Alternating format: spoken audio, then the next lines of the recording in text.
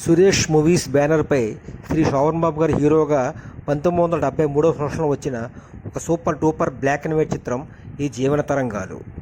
యుద్ధనపూడి సులోచనారాణి గారు 2 భాగాలుగా విడుదల చేసిన జీవన తరంగాలు నవల ఈ చిత్రానికి ఆధారం. మొదట ఈ చిత్రాన్ని కలర్లో ఏఎన్ఆర్ గారితో తీద్దామని ఈ చిత్ర నిర్మాత డి రామానాయుడు గారు ప్లాన్ చేసి ఏఎన్ఆర్ గారిని సంప్రదించారంట. ఆయన కూడా ఓకే చెప్పారంట.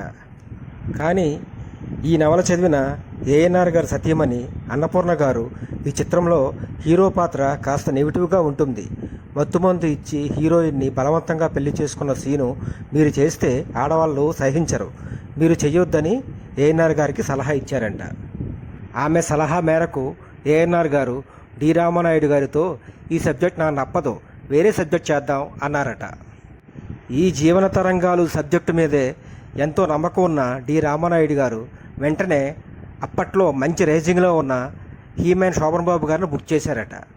ఈ సినిమాలో హీరోయిన్గా వాణిశ్రీ గారిని బుక్ చేశారట.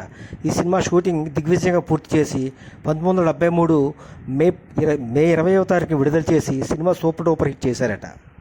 ఈ సినిమా ఎంత సూపర్ హిట్ అయిందంటే 30 కేంద్రాల్లో డైరెక్ట్గా 50 రోజులు ప్రదర్శించబడింది. అలాగే 12 కేంద్రాలలో డైరెక్ట్గా 100 రోజులు ప్రదర్శించబడింది. హైదరాబాద్లో 224 రోజులు ప్రదర్శించబడింది. ఈ చిత్రం విడుదలైన తరువాత మరి ఏ బ్లాక్ అండ్ వైట్ చిత్రం కూడా 12 కేంద్రాల్లో సద్దినోత్సవం జరుపుకోనలేదు. ఈ రికార్డు ఒక్క శ్రీ శోభన్ బాబు గారి జీవన తరంగాల చిత్రానికి మాత్రమే దక్కింది. ఈ చిత్రం గుంటూరు సరస్వతి టాకీస్లో 35 రోజులు కంటిన్యూగా హౌస్ఫుల్ అయ్యింది. ఈ జీవన తరంగాల విజయం తర్వాత శ్రీ శోభన్ బాబు గారి చిత్రాలు వరుసగా 28 చిత్రాలు అంటే మొనగాడు చిత్రం వరకు వరుస విజయాలతో విజయ పతాకం ఎగురవేశారు శ్రీ శోభన్ బాబు గారు.